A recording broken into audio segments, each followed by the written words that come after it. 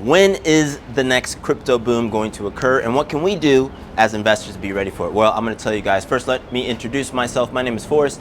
I invest in stuff, and I think that everybody should too. So in this video, I'm going to talk about what distributed ledger technology is, specifically what blockchain is, what crypto is, and how you can prepare for the next crypto boom, right? I'm not into, the whole crypto space and sham coins, scam coins, same thing, or anything like that, but I do invest in cryptocurrency in general. I do think it's smart to have that as part of your portfolio. So I'm going to talk about that, the technology, and what I think is going to happen during the next boom and what that will look like. Let's go ahead and get into it.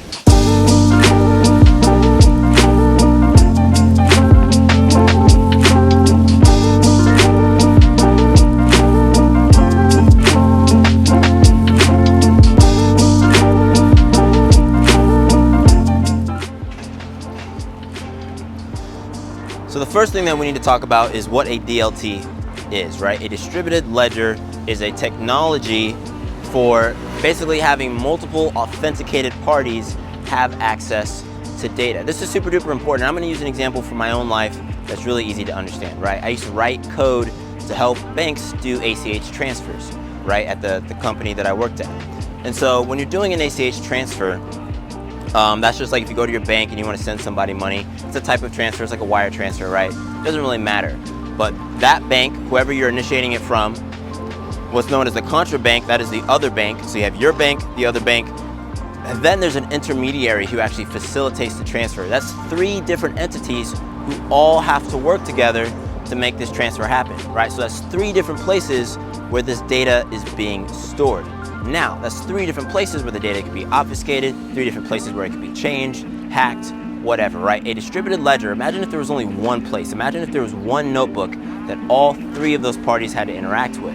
That's what a distributed ledger is, right? Everybody actually can have a copy of this one ledger, but for them to modify it, right, they have to have a private access key, which would go in, it would let them make modifications to the ledger. But the thing is that everybody would see those updates in real time. That is what a blockchain is. That is what a distributed ledger is. You basically have one ledger, one version of the ledger where there are copies. They all talk to each other. When a change is made, there is something called consensus. You've probably heard of consensus on the blockchain and all the different algorithms to reach consensus.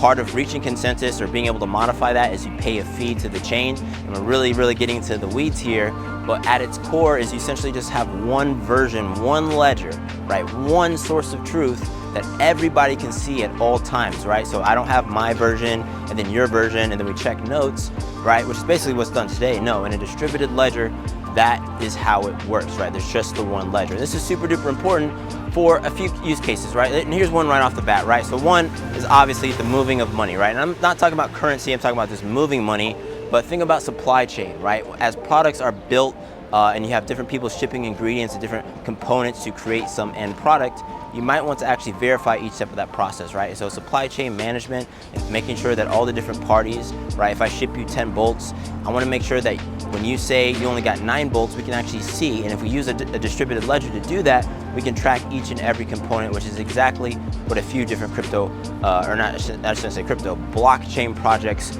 are doing today, right? So cryptocurrency, which we're going to talk about here in a little bit, is just one type of blockchain technology, right? There are many, there's actually infinite, things that you could use a distributed ledger for.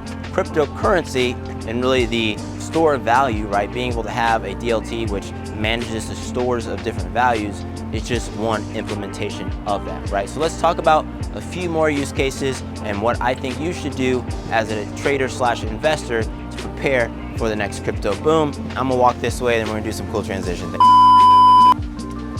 All right, so we talked about supply chain. Here's another use case for DLT, real estate, right? Imagine if we could always see who owns what real estate in one place. You go to your county website, go to your state website, right? And we can see which corporations, which people own what real estate, right? It wouldn't be nearly as obfuscated.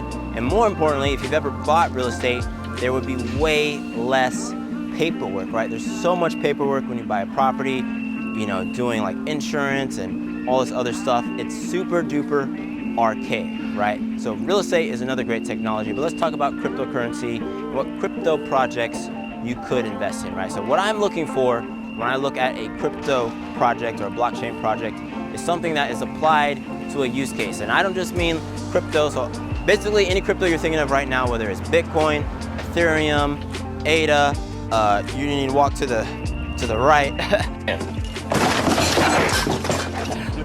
Whatever project it is, right, does not apply, right? I guarantee you it does not apply, right?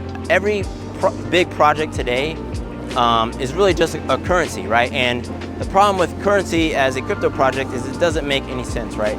In order for these stores of value to actually be useful, they have to go through fiat, they have to go through the US dollar, right? So what I'm really looking for is a project that's totally okay with its coin just being a secondary kind of token with the expectation that people are still going to transact this coin on an exchange, right? So anything dealing with supply chain, anything dealing with asset management, right?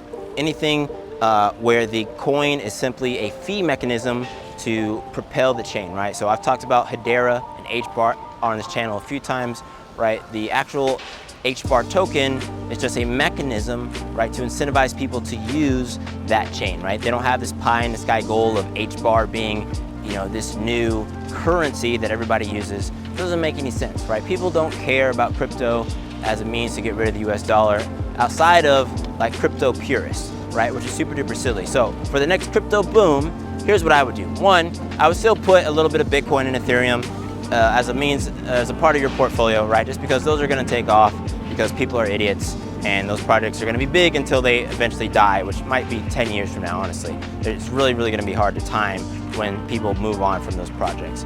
But second from that, I would look for definitely Hedera, HBAR. I would look for any project that is actually using a DLT as a technology, right? So I really want you to focus on the distributed ledger aspect in any project that is trying to bring that value to customers. And those customers are probably gonna be B2B partners first and foremost, right? And there's gonna be some fee mechanism or incentive structure that gets people to participate in the chain. That is what I like about HBAR and Hedera. Think of the gold rush, right? You could be searching for gold or you could start selling shovels. You wanna sell shovels. You wanna sell shovels. You wanna sell shovels, guys, I'm telling you. You might strike gold, right? You're gonna find gold just by being in association with the gold rush. But as investors and traders, and I'm telling you, blockchain is so super duper early in the whole grand scheme of things, be the person who sells the shovels, right? So you could be building tools, you could be building things for investors to use, for speculators to use, or you could invest in projects that speculators are going to want to participate in down the road. So that's just my quick thoughts on it. If you want more information, you can always ask me personally in my Discord. I'm in there all the time, or you can shoot me a DM, whatever. I'm here to help.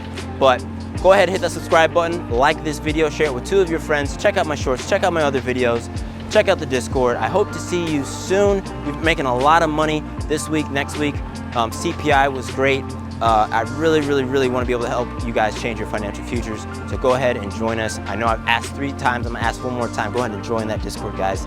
It is awesome. I love seeing people win, and I want to help you win too. Anyways, my name is Forrest. I invest in stuff. You should too. See you in the next one. Peace.